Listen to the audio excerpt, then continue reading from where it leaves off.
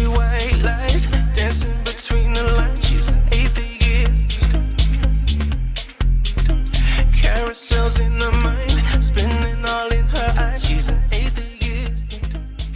Hello and welcome to the Digital Freethought Radio Hour on WOZO Radio 103.9 LP FM right here in Knoxville, Tennessee. Today is Sunday, June 6th, 2021. I'm Larry Rhodes, or Doubter 5. And as usual, we have our co-host Wombat on the line with us. Hello, Wombat. Oh, hello, everybody. Thanks, Hey. Kentucky. Let me see your shirts. Thanks. We got thanks at the top. Kentucky. Let's go. Let's go. Yeah. Wow. There's a lot. There's a lot. There on they that are. shirt. Way more than I expected.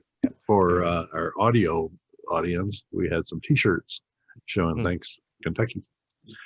Yeah. Our guests today are George Brooklyn, George Buffalo, From Buffalo. and Dread Pirate Higgs. Ahoy. Digital Freethought Radio Hour is a talk radio show about atheism, free thought, rational thought, humanism, and the sciences. And conversely, we'll also talk about religions, religious faith, holy books, gods, and superstitions. Wombat, what's our topic today? We're going to be talking about something that I don't think many gods are very good at. And I think that's turning the other cheek. Why it's important, funny stories of when we've done it in the past, and why gods should be more prone to doing it if they call themselves perfect and benevolent. But before we get into all of that, I got to throw it up to our own Dread Pirate Higgs for our weekly invocation. Gotta have the proper headgear. Rob be me captain, I shall not Yeah. want. He maketh me to float in salt water. He steereth me through glassy seas. He filleth my bowl. He steereth me through the straits of noodliness, for goodness sake. Aye, though I sail through the heaving of tempestuous waters, I will fear not sinking, for thou art with me. Thy mast and thy rudder, they comfort me. Thou preparest a feast before me in the presence of me mates. Thou quenchest my thirst with grog. My goblet runneth over. Truly, past and grog shall follow me all the days of me life, and I will dwell in the galley of the quab forever. Amen. Hallelujah, everybody. Hallelujah. All right. So, hey, turning the other cheek is what we're going to be talking about, but I want to go into one of our favorite segments for the show. What you guys been doing? What's on your plate? Dread, you always got something interesting. What is the status of Operation Chaos? Yes, well, unfortunately, so the latest letter has not come back yet from Okay.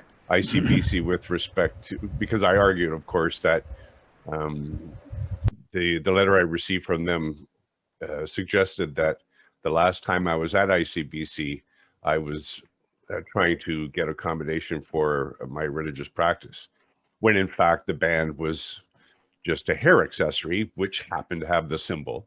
And again, Right. we've talked about this, having pitching it out to my mates there to go with a similar hair accessory. But If I lived with in a Canada, I would fish or be first something in like line to do this. Exactly. Yes, So- I would happily do this. So we're still there. I'm just waiting to hear back from the Mucky Muck at ICBC with respect to whatever response he may have to offer before taking it to the next level. Cool. George, you got some comments. Why don't you chime in? Yeah, I just, for the listening and viewing audience, I want to explain a little bit about what Dread Pirate Higgs is talking about. Cool. And he's actually, Dread Pirate Higgs, why don't you do the explanation? Because I'm a little foggy on it. You'll do a better job than me. The explanation of what? Sorry. You're involved in a legal action, if I remember right. Oh, yeah, please explain to our listening audience what this is about.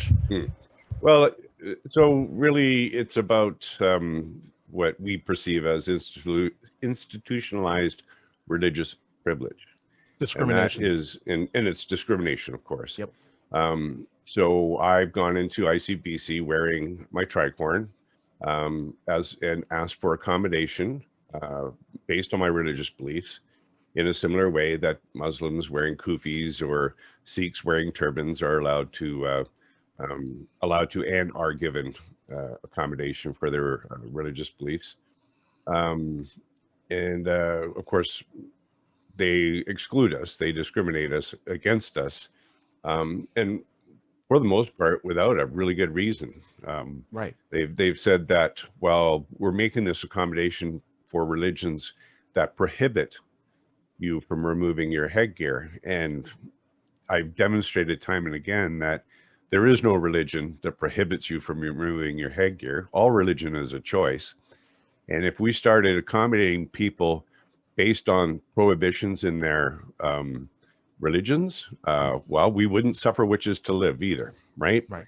So, picking and choosing what you're going to make accommodations for is patently absurd and arbitrary in every way, shape, and form. In a sense, it was like the state government's like, hey, we have driver's license, but also no hats, just no hats. But if you're religious, you can wear a hat, but only if you're these religions. Right, and it's exactly. like, there you cross the line.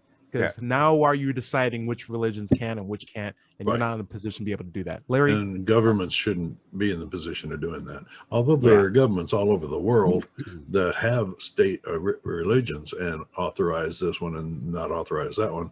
America is not one of those. It's in the Constitution that we have. It's constitutionally supported separation of church and state. And all these local and federal agencies are ignoring that. And that's what we're against. Protesting. Buffalo wanted to weigh in. What do you think about that situation? Well, it makes no sense to me. It's not logical. It's unreasonable, and somebody has to stir it up in order to make a change toward something that is more reasonable. That's why. There's Dread Pirate with the big spoon. And listen, if I told you, if I was in Canada, you tap me and I'd be like, all right, just tell me what to wear. I'll get a new driver's license. I don't care. This is fun. We need a lot of people. I hope you have friends that are helping you out with this. Like, do you have a community that can like assist you? Well, we have, we are a registered church.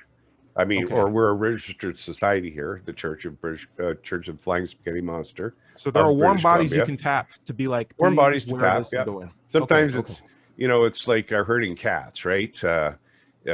Pastafarians by nature are not typically sound conformists. We're pirates, right? So sure, we're kind of free spirits, and so give them some booty. Be like, hey, if you do this, we'll give you free alcohol for the next month. There you go. That's Canadian beer. That might register. You got to invest a little bit in the pot.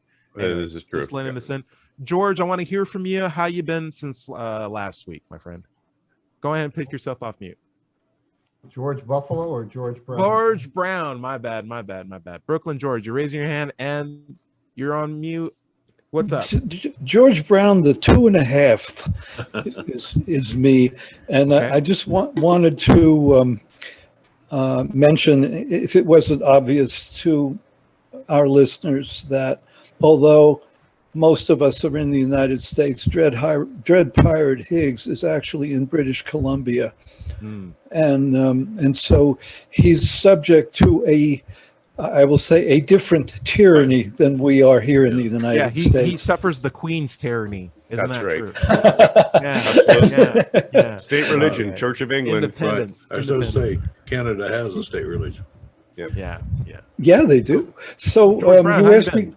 Well, I my memory can be very short, and right at this moment, the only thing I have to report really is that I have been jousting with bureaucracies in this last week.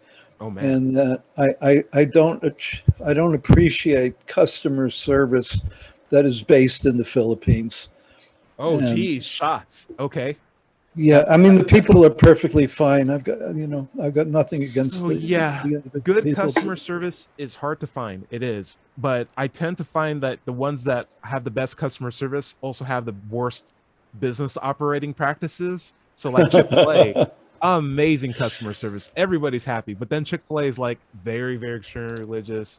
Don't want to hire gay people, like very, very almost misogynistic in terms of their placement of people in their positions. It's just like, ooh, Walmart, great customer service. Like everybody, it looks at least sleepy, which is not bad, but Walmart. But like a whip. I mean, on the technical side, I have to say that I once went to Walmart to look up one product online. Okay. And those mofos put 115 cookies on my computer. And that is abusive behavior. Wow, that's crazy. A Also, cookie is a watch recording. your dirty language. That you're treading the line, George. All right. I know. Anyway. I know. Careful. Anyway, Buffalo George, how you been? Good. I've been fine. Thank you. Not bad. Any updates in science? Are you still connected to the world of academia and progresses like in your area of research? I still am, because I still have a lab with a couple of people. Nice. I've got a grant Okay. that's running out at the end of this year, and then I'll finally toss in the keys to the kitchen. Okay. But yes, I am, but I've sort of removed from the general faculty of the university anymore. I interact with some people in my immediate area, but yeah, I am. Cool. The interesting thing that came out of that was we had a discussion just the other night with a bunch of colleagues about why Kentucky was so good at handling the delivery of the vaccine, the corona vaccine, that they were early on. And I mean, I had my shots in January. Sure. Yeah. Really. And nobody really knows why, except I had this I don't know if I told this story before, but I had an interaction. I went there to volunteer to help with the vaccination effort, and I spent 60 hours there actually at it. But I met a guy from Pfizer, from the company, and he's involved in the epidemiology, the logistics of virus delivery, all aspects of it. And he had a lot of interesting things to say. One of which was that they were looking for places with Pfizer that had cold storage facilities. Makes sense, since that one is very sensitive to temperature. Right. And they picked University of Kentucky, and they picked the University of Louisville. I know they're cold storage labs. I've been inside them. So yeah, that's great. Yeah. Yeah, so that made sense. But what was interesting then is that doesn't necessarily explain the very efficient logistical effort to get the vaccine out early, set up the facilities and so forth. And that apparently came because they hired the CEO of Chick-fil-A. Oh, the there you go. CEO Everybody's of Chick-fil-A, Mr. Filet. Yeah, and he apparently organized the systematics of it early on and got it going really fast and very. Or efficient.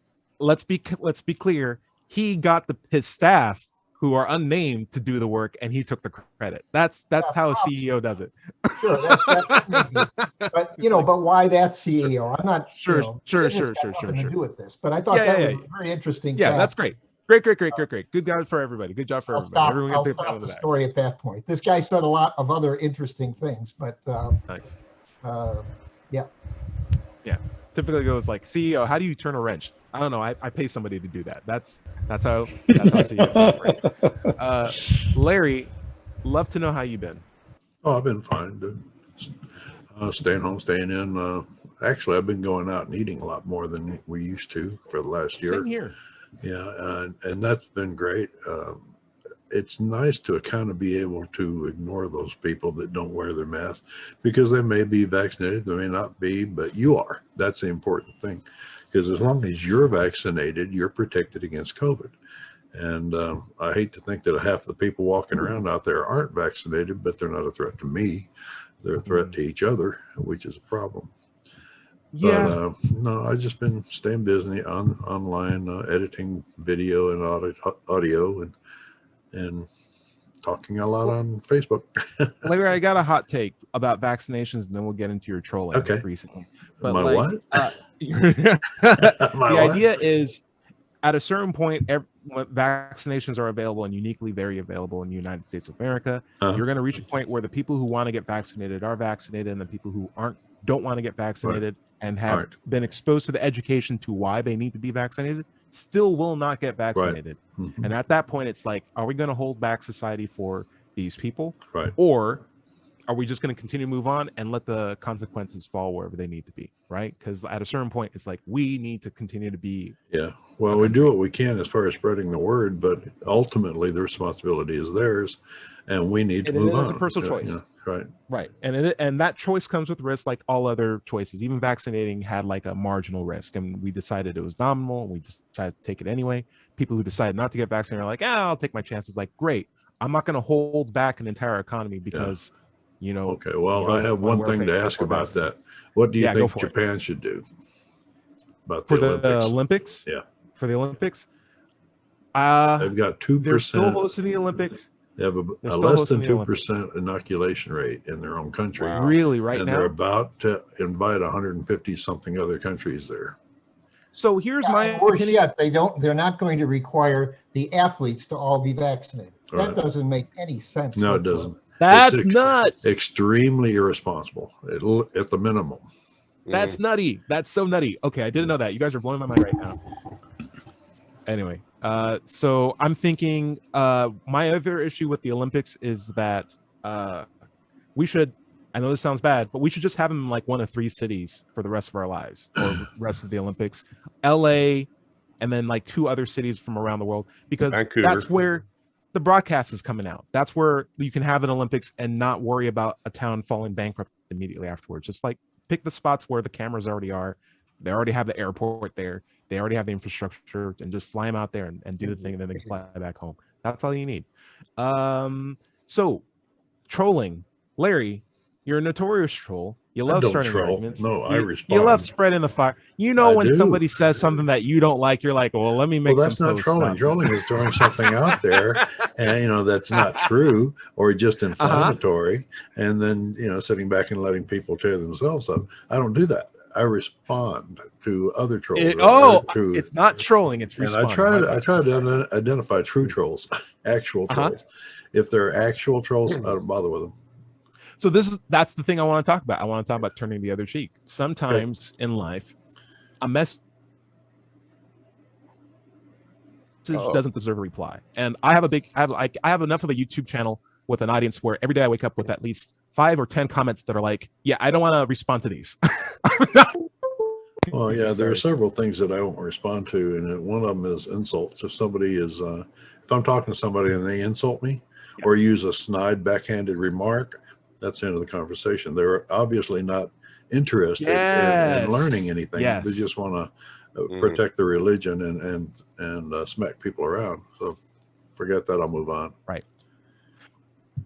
No, absolutely true. I want to talk about like good times when to turn the other cheek, especially on the internet. We can probably start with that. Dread, have you ever had instances where people have just been kind of rude? What do you look out for in terms of like, I'm not going to respond to this, I'm turning the other cheek? Well, any ad hominem. I mean, when it comes down to attacking me or my person, that's a game ender right there. I've back earlier when I first got on Facebook, I guess I was not really prepared for how bad it can actually get sometimes, and I allowed myself to respond, and then quite quickly learned that, I better modify myself, otherwise I'm just going to be an angry person and likely to develop the same kind of behavior that I am not liking having put onto me. So that's all internets. I rarely go on Facebook now. Good points. I wonder where you draw the line. So if somebody said, I don't take advice from beer from Canadians, but Dread Pirate, he's one of the good ones. Like, would you accept that as like, he's making fun of my country? Like the thing about what we just did this morning, where it was like, the Queen is in charge of Canada. Like, do you take that as like a, hey, come on? No, Canada, not at all. I'm not. I don't consider myself a patriot. It's okay. I mean, I just don't go there. I think the whole idea of ideas being, able to be scrutinized and made fun of is open game. I mean, we all have strange ideas, and if someone can point out the flaw in something I'm thinking about or some idea I have, I see. Good. There's an opportunity for me to learn. It's when it's personal attack, specifically on you, and not just the things that you calling might me like. a retard or You must be brain damaged because Or you believe this or that uneducated kind of or- thing. Yeah. Exactly. That kind of Hey, stuff. it's stupid. Nobody likes that. Whatever. Yeah. Yeah, You're nobody a likes heathen. that. You're a heathen. Or heathen. Yeah, what about exactly. that? Have you Oh, been no, called that's, heathen? that's accurate. Actually, I've Larry, I very had, true, very It true. is. Very true. If someone called me a heathen, I'd be like, And apostate. yeah, that's right, actually. I'm a heathen well, I apostate. had someone, That's I had true. I'll Jehovah's take it. Witnesses come to my door in a van, and they were hopping out just as I was pulling up. They're and hopping the guy out. said, yeah, this one older fella is hopping out, and he says, hey, I just wanted to talk to you about, the Lord Jesus Christ. And I said, hey, man, I'm an atheist. I'm good. He says, yeah, not many of you in foxholes, eh? I said, just get back in your van and get out of my driveway. Get off my land. Wow, powerful. I love it. Yep. I love it. I love it. I love it. I love it. I love it. I love it. That's great. Yeah, so when the Jehovah's Witnesses knock on my door, they're more like, hey, how's your mom doing? Because my mom's one too, so it's all part of the family. Hey, So Buffalo, what's up? I practiced turning the other cheek just the other day. Nice. And I don't mean to go back to COVID, but it was a COVID situation. And that is, I asked, just inquired with a person in our building who's really the manager of the building, and he also is the fabricator in the building. He's been there for 45 years, so that means he's sacrosanct as far as the university is concerned. About anything he might do is going to be kept quiet. But anyway, this guy, I asked him whether or not he's gotten his COVID shot, and it was just an innocent question. And he said, no, I'm waiting to see whether or not you people who have gotten it die. And I asked myself, well, how should I respond to this? And I didn't. And so I turned the other cheek, I think. But, recently, I think, I don't know if he's going to get a shot, but his mind has changed because he's probably one of the maybe 2% of people in the building who haven't gotten their shot. And he knows that. So when we pass each other in the hallway, he doesn't say anything. And so I consider that having been a victory for myself. And that is, I was able to not say something and still make my point, so to speak. Hey, that's a great story. That's a great story. I found that if you were a vindictive God, that probably would have gone a lot differently. And there's so many great examples of that.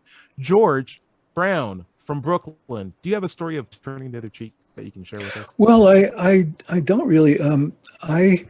The way I'm wired, I have a problem. I don't always recognize when I'm being attacked. Okay. And so turning the other cheek for me sometimes is really difficult because I don't even realize that I'm in a position to choose to do that or not. So I might get pretty angry in response, like 20 minutes later when I realize what has happened. So it's it like takes time to register even. Or after like, 2 or 3 wait a second. insults. Mm-hmm. Yeah, exactly. Well, when you do find out that you were insulted, do you then go out of your way to cause justice in the universe and flatten some tires, or do you just feel like, it's not worth my time? Because other cheek. Yeah, it's more like I deliberate I'll feel hurt, but I'm also deliberating over how I'm going to respond. Do I want to wound that person? Yeah. Would that be appropriate? Emotionally or physically? Yeah, you got your options, right? Yeah. So, recently I was attacked by a therapist. Okay. How good did it feel? Well, it was funny because she used a technique that a therapist should never use. A real classic abuse tactic. Just because somebody's a licensed therapist does not mean that they are a good human being. Or a good therapist. Or a good therapist, that's right. Well, you need to describe this more because it's sounding very provocative. Yeah.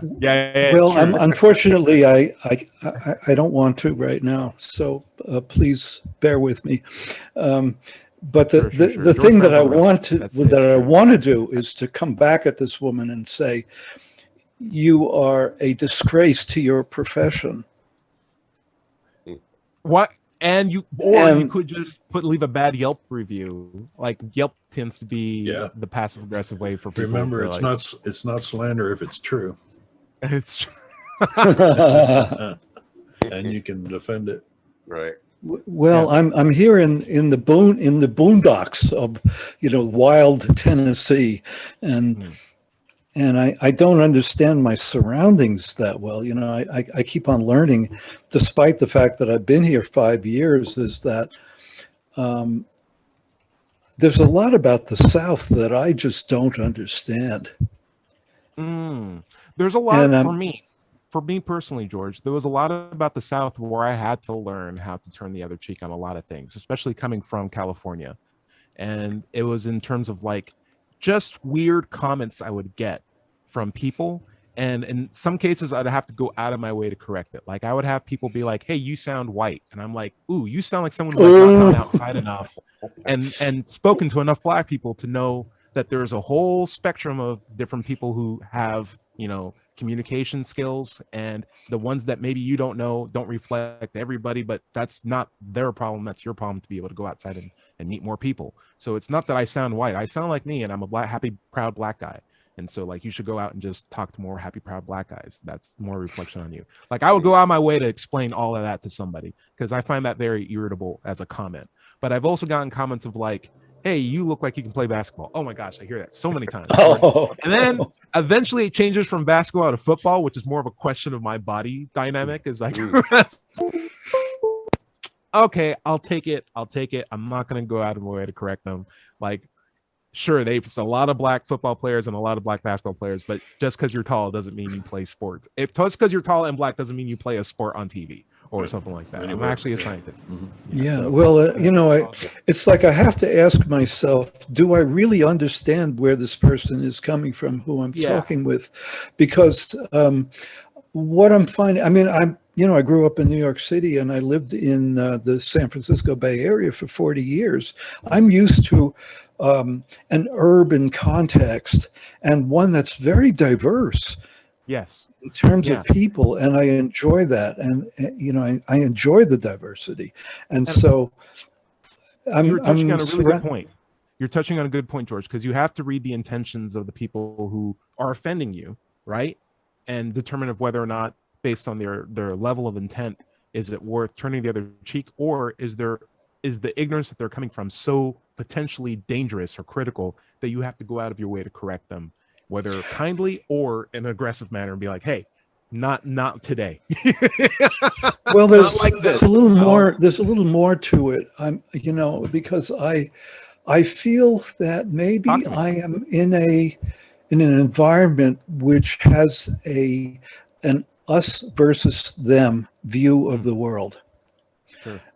And then how do I make my point in response without being perceived as a them and discounted completely because I'm one of those guys? Sure. You just find common ground and try to, enlighten that area, what you have in common with the person you're talking to. Well, There's thank you, also, Larry. Yeah. The idea in my head of like, at a certain age, it takes more and more resistance to change like a personality. And is it my job to do that for every single person who I see? Or should I be like, "You're a grown adult, you should know better how to act than that"? It's easier for me to just take you out of my, viewfinder in terms of like people I care about or need to deal with on a daily basis and continue to move on, because there's so many other people that I could be spending time with and enjoying time with than the rascals or the knuckleheads of the world. And so I find that when I look outside my window and I see like what's going on in the world, people tend to trend towards the silent, sane people, the silent, sane majority. But then when I turn on like Fox News or like some sort of radio station, it's like the crazy fringes that I'm hearing. And I'm like, this does not reflect what I'm seeing. And I'm glad that is the case, at least for now. It used to be, I was scared for both, but now it seems like, okay, things are a lot better in the long term. But I got to choose my fights, and that's why I need to turn the other cheek. Larry, what's up?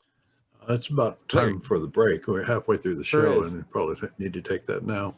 This is Digital Freethought Radio Hour and WOZO Radio 103.9 LP FM here in Knoxville, Tennessee. We'll be right back after this short break.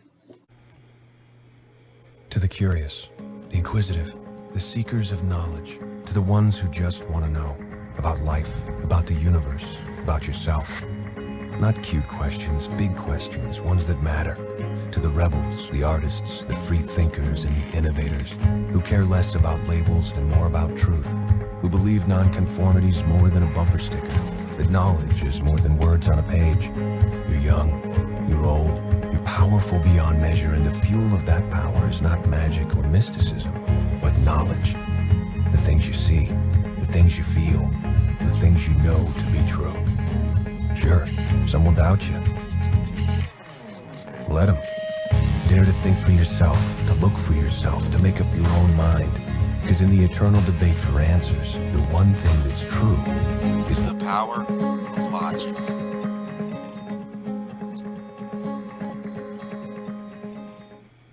Hello and welcome back to the Digital Freethought Radio Hour on WOZO Radio 103.9 LP FM right here in Knoxville, Tennessee. And this is Doubter 5, Larry Rhodes, and this is Sunday, June 6, 2021. And I'd like to talk about the local atheist group in Knoxville, Atheist Society of Knoxville, or ASK, founded in 2002. We're in our 19th year. ASK now has over 1,000 members. We have weekly Zoom meetings and in-person meetings. So be sure to go to Meetup or knoxvilleatheist.org and find out more about it. Our in-person meetings are at Barley's Tap Room and Pizzeria in Knoxville's Old City on the patio. You can find us in Facebook, Meetup, knoxvilleatheist.org, or just Google Knoxville Atheist. It's just that simple. By the way, if you don't live in Knoxville, you should still go to Meetup and search for an atheist group in your town. Don't find one? Start one. Start one. Where do you want to pick up there, Wombat? Hey, we're talking about turning the other cheek. I want to talk about why don't gods do it more. I think we've picked on the Christian God so much times, but it's always a classic. I don't get old. It doesn't get old with me. I've noted a number of times that Christian gods, or including the Jewish God and Islamic God, basically variations of like the same Abrahamic God, to be honest with you, or just depending on what version you update you're talking about. Even like Mormon gods, which are its own offshoot, but very very not in the mindset of and I feel like gods that don't practice turning the other cheek, or at least holy books that don't depict their God being willing to do that, afford humans the idea that they don't have to either, especially if they're being told to be as godly as possible. And I feel like if you are perfect and benevolent, being able to forgive without any sort of recompense, it should be a mark of your benevolence. And if you lack that, that's a problem. Dread Pirate, what do you think? Well, it's interesting, and I hear this a lot amongst people, certainly who are Christians, where they will interchange between turning the other cheek and eye for an eye. That those two phrases are arbitrarily interchangeable depending on the situation they want to justify. And it's as you say, it's a justification for other people's behavior who are basing their morality and on a book rather than on found good reasons. Sure. George Brown, what do you think? Well, I want to ask you, Dread Pirate, about that. Those two polar opposite statements, an eye for an eye and turn the other cheek. When a person flip-flops back and forth between those, how do you respond? Well, I point out the contradiction. And say how do you determine under which circumstances you apply the one or the other? Is it based on how you feel about it, or is there some objective standard? And often that question sometimes is jarring enough. There you see the eyes kind of go up and to the right, and the aporia, you know, the sense of, oh, geez, I guess I never really thought about it that way, right? The thoughtful So, moment. do you think you got through? Hard to say. You know, most of the times I don't. You know, once people know where I stand on it, they don't come back at me with that kind of language anymore. It's just they know I'm not going to put up with it. So unless they're willing to have a conversation about it, then they just don't even bother talking to me. So I'm interested in hearing from Larry on this. What do you think, Larry? Well, on the turn the other cheek, or talking about, you know, picking two different passages that are polar opposites, I've always felt that the Bible was more like a Rorschach test. You know, those ink block tests that it really doesn't have an image on it, but the viewer supplies what they think the image says, and that's what you get from the Bible. You know, what you go to the Bible and you come back with says more about the person reading the Bible than it does the Bible itself, because you can pull love, you can pull hate, you can pull discrimination, you can pull destruction or creation, ignorance, willful ignorance, anything you want out of the Bible to justify your previously held conceits. Exactly.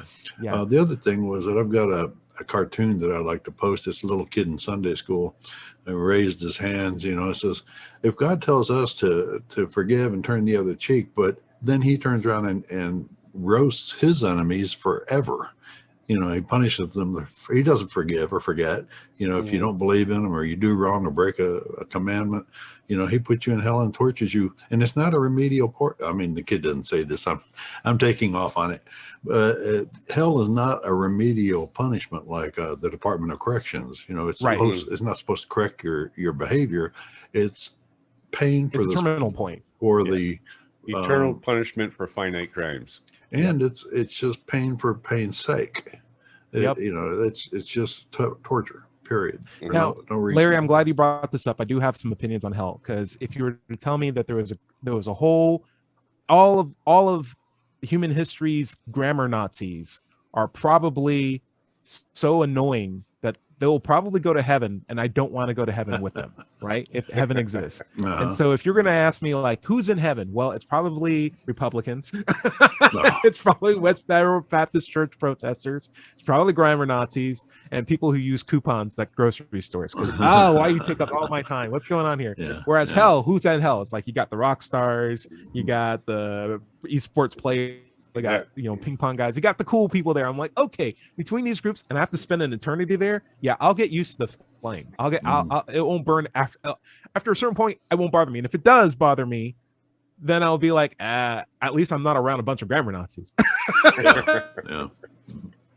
And there's the special exemptions, you know, for believers. It's not a bunch of Tyrone. It's around several grammar Nazis. Right. It's like saying that I'm being a little facetious, since Hitler was a Christian, he was Catholic, you know, he'd be in heaven, where all of the Jews that he killed would be in hell because they didn't accept Christ as their savior. So you know, it just makes no sense. And so I was joking around before, but I think this is my most salient point. Like, two things. One, I could not be around people for eternity who are okay with another group of people burning and suffering for all of eternity and are okay with it because they're in paradise. Like, in my head, knowing that other people are suffering for all eternity for a finite crime and I'm experiencing paradise, I can't experience it. It's not. And if you forget all in my head, heaven aren't worth. If God makes you forget those people so you won't be tortured by their memory, are you still you? I mean, if my mother knew I was in heaven, in hell, and she was in heaven, but God made her forget me, she's not the person she used to be. Right. Yeah.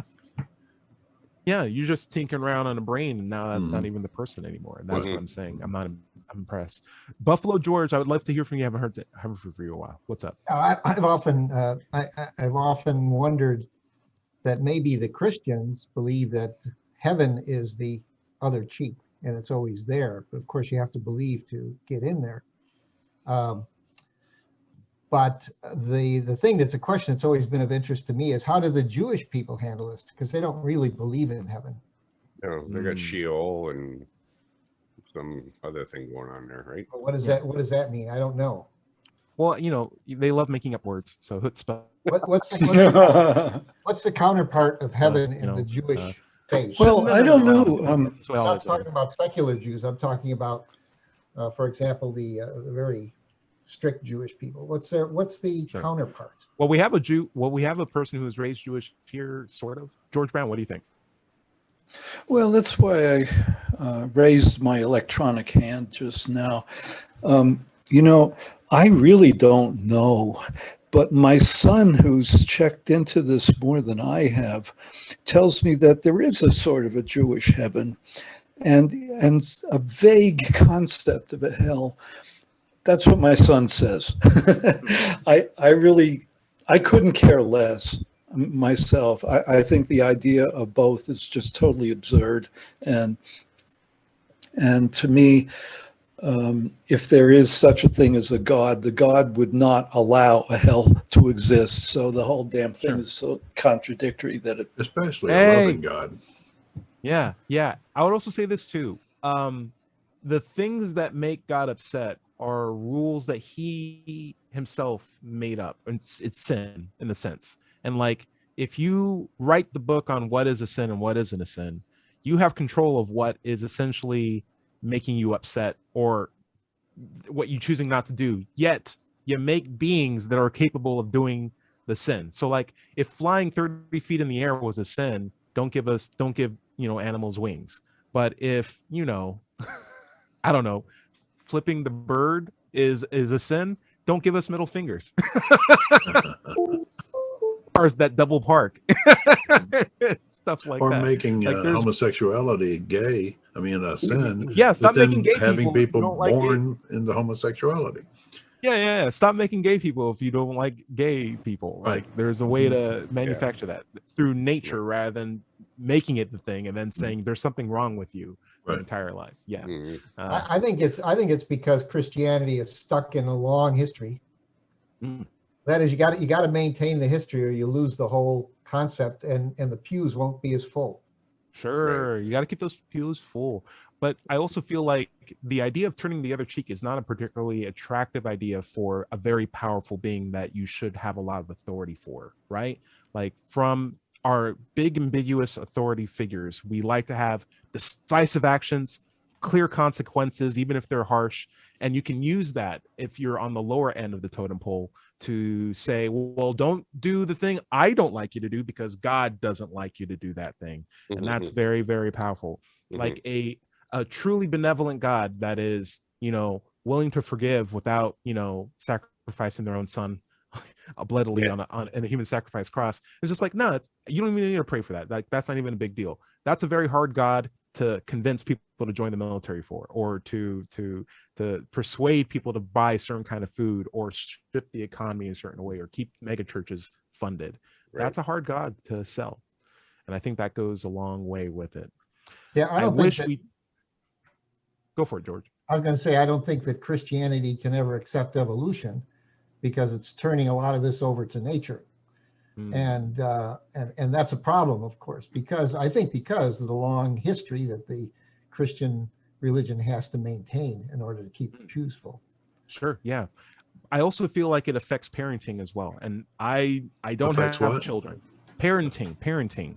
To have God as the model of like the ultimate father, but to have this, sort of vindictive, jealous, explicitly jealous being who doesn't turn the other cheek to like any sort of offense. Like, even if you worship a different God, that's a punishable crime worthy of being sent to hell for. And it's like, my way or the highway. You have to respect me or nobody else. If we had a more forgiving God, if we had a God that's more likely to turn the other cheek, I think we'd have parents that'd be able to instill that in their kids a bit more. And we'd have a less polarized society, maybe a society that's willing to, manage offenses if they can understand the intent of where they came from. George, what do you think? George Brown. I forgot what I was going to say. Oh, all right. Dred, I'm going to throw something out at you. Sure. What do you think if God was more, the Christian God, if he was a little bit more Canadian? Would that be...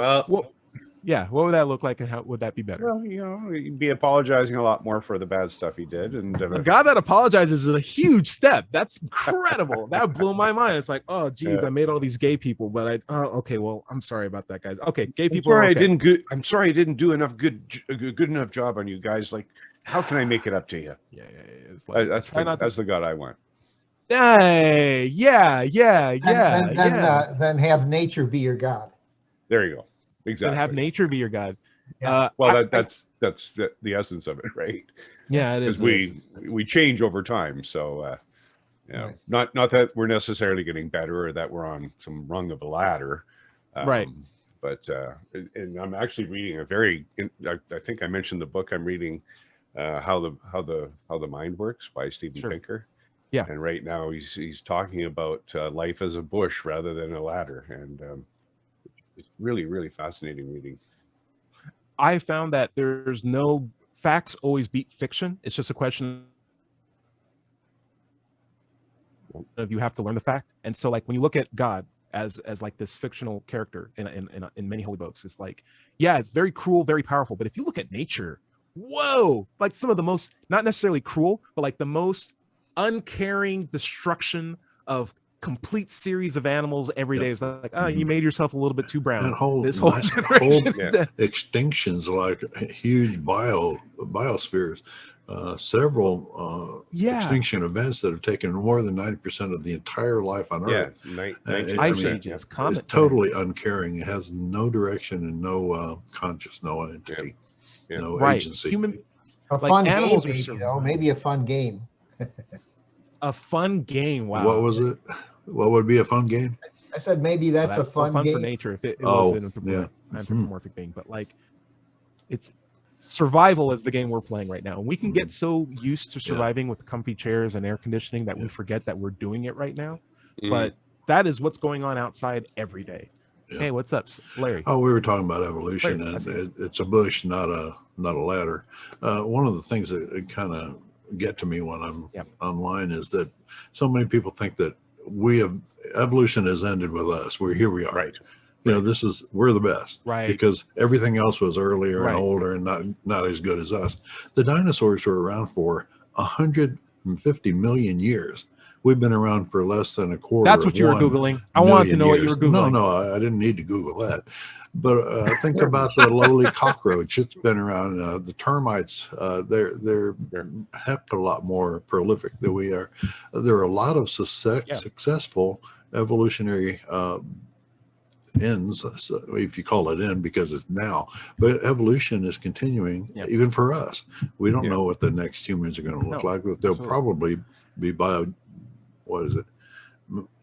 electronically enhanced going forward. We'll do our own evolution at this point, but it doesn't mean we'll stop biologically evolving everything else that's in the biome. And it's interesting too that Stephen makes this point, is that we may be seeing a slowdown in biological evolution because we do occupy every ecosystem on the planet, and that our evolution is now driven largely by culture.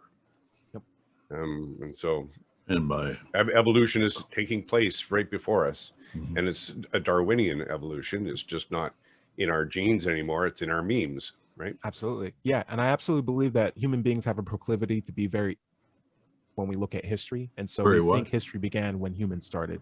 Right. History began when humans began.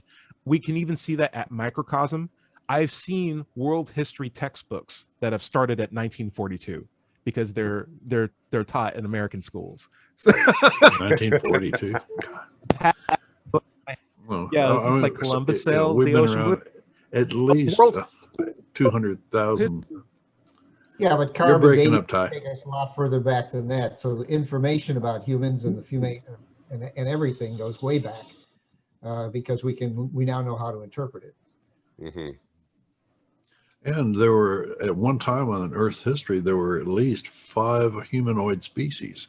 We were just one of them. And there have been 10 or 12 that didn't overlap in time. So we're just the ones that won the battle for supremacy, basically. But there have been quite a few other humanoid species. Sure, But and I'll tell even cross Neanderthals? reading of Neanderthals. Like, Yeah. I know I have a small percentage in Me too. my DNA. So We Who all are all do, I these guess. people with Neanderthals in their bodies? This is bizarre. This is a bizarre concept. Okay. Well, I'm gonna have to look this up later on. But yeah, that's kind No, of bizarre really. that I everybody just sent knows off they my have kids. DNA to have That's it crazy. analyzed, and it came Anyway. back with like 2%. Yeah. Neanderthal. Nice. Maybe Well, that would that's be on your where mom's side at R least, came from. right? Don't talk about my mom. I'm talking about mitochondrial DNA, but it's all right. It's okay. Mama. It's okay. All right. Hey, I would say this though. We were talking about the intent of offenses is what dictates whether or not I determine if it's a means for me to step in and try to make a correction, or to let it go and just move on and just either write off the person or just write off the action. Right? It's about the intent. And what I found with what nature does is there's no intent to what nature's doing. Right. So like when a bad thing happens in nature, like a thunderstorm happens and I lose power, I'm not angry and I don't need to turn the other cheek to that. It's sort of just like, I can't be vindictive against nature. It's just a thing that happened. But if somebody came and cut my power cables to my home, I'd be like, I need to have a conversation with you or call the cops. That is when I'm not willing to turn the other cheek, because you've made my life inconvenient. You may have caused me harm. And so if I can avoid needless harm, I will do so. But if I can avoid needless harm, I'm going to step up and make a correction. I would think that would be my standard. Dredd, we were talking about what's your standard for when you decide to go for an eye or turn the other cheek. For me, it's, can I avoid needless harm? If I can't, then I'm going to step in and make a point that what the harm you're causing me is not necessary in my life. Yeah, I'm either going to write you off or write off the action. Right. For me, I'm really I don't like confrontation, so I tend to tend to let go a lot more than perhaps I should, just in my own best interest, because of course sometimes people take that as a sign of weakness and then double down on their intent to harm or malign you in some way. So it's a bit of a balancing act to try and figure out or to consider what the repercussions of acting or not acting are, and then apply some thinking to that to ultimately come to an answer. But there certainly isn't just any hard and fast rule. It's a situation by situation sort of determination. George Brown, your thoughts?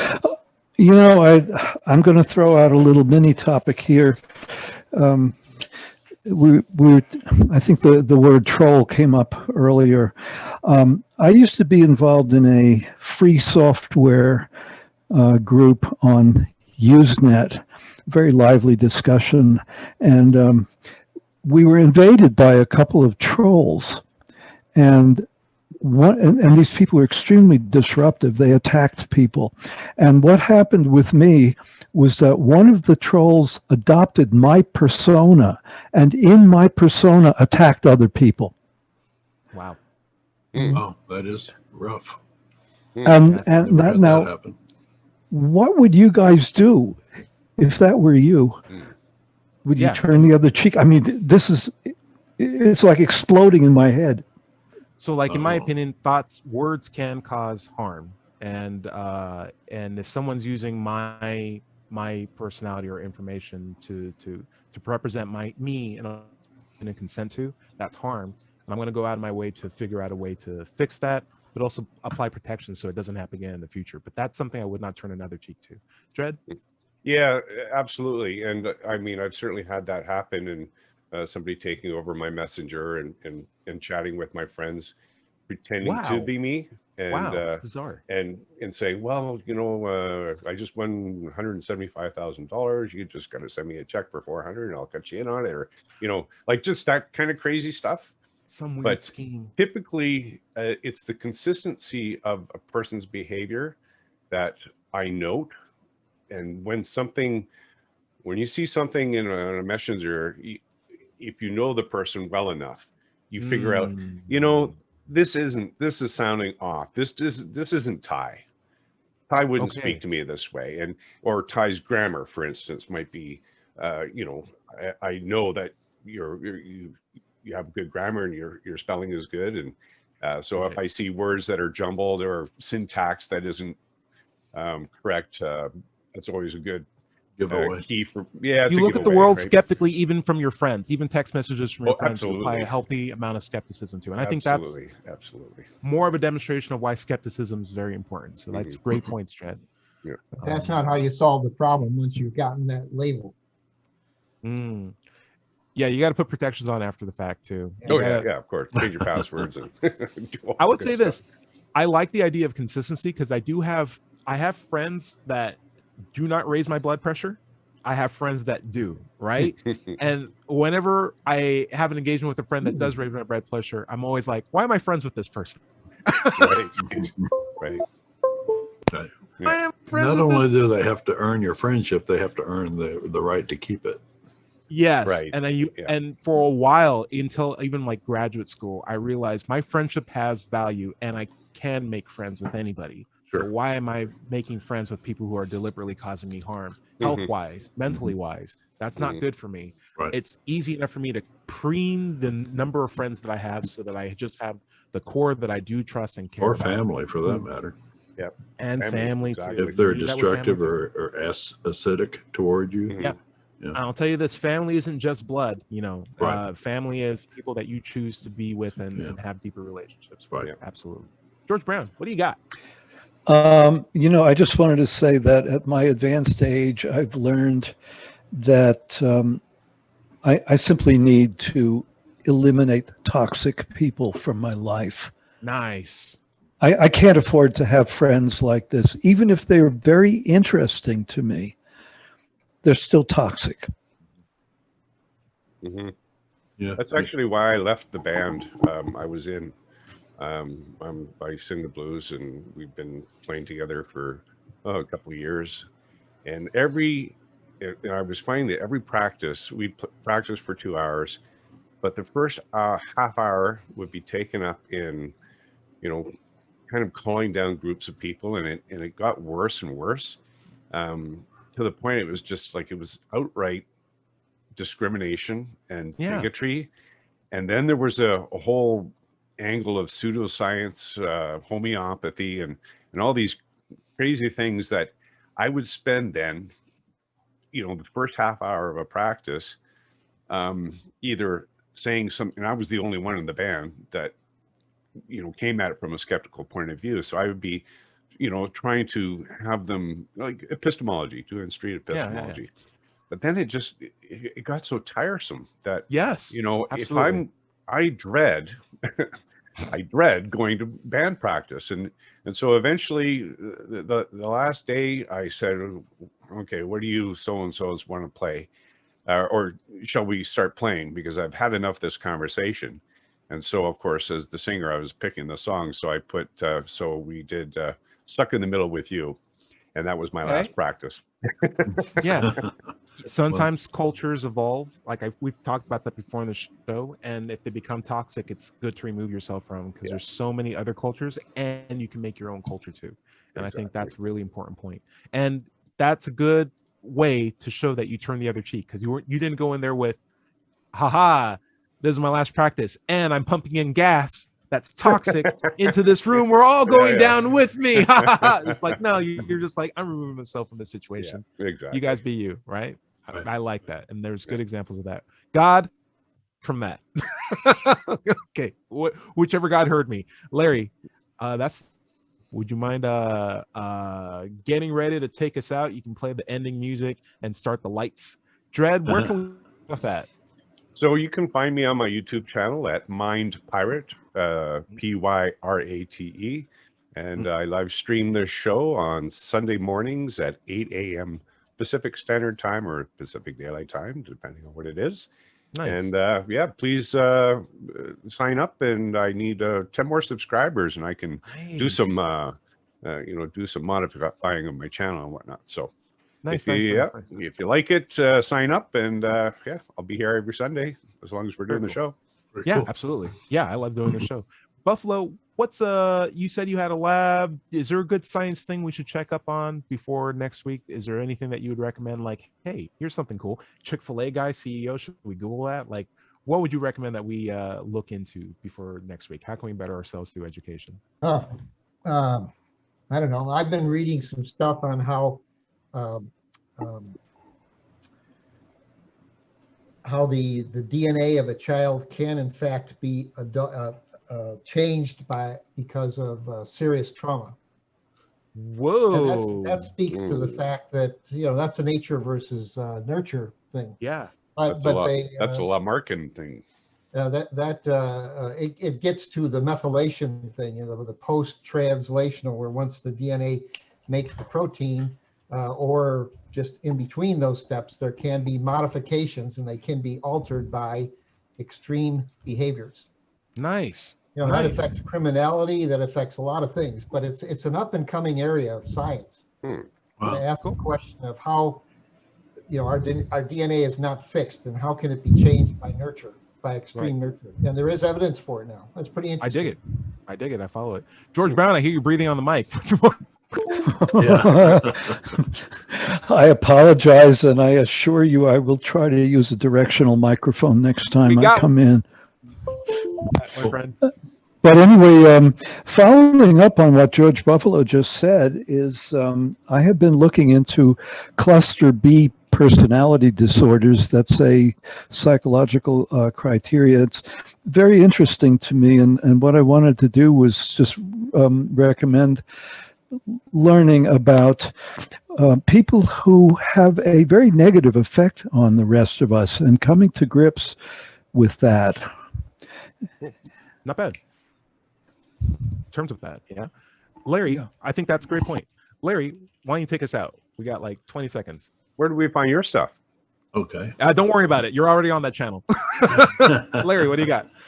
Well, my own content can be found at digitalfreethought.com. Be sure to click on the blog button for radio show archives of atheist songs. These articles, these shows, all of that will be found on digitalfreethought.com. If you go to YouTube, you can find my channel by searching for Doubter 5 or Larry Rhodes. My book, Atheism, What's It All About, is available on Amazon in electronic format or paperback. If you have any questions for the show, you can send them to askanatheist@knoxvilleatheist.org. We'll answer them on future shows. If you have trouble leaving religion behind, you can go to recoveringfromreligion.org and find people that will help you.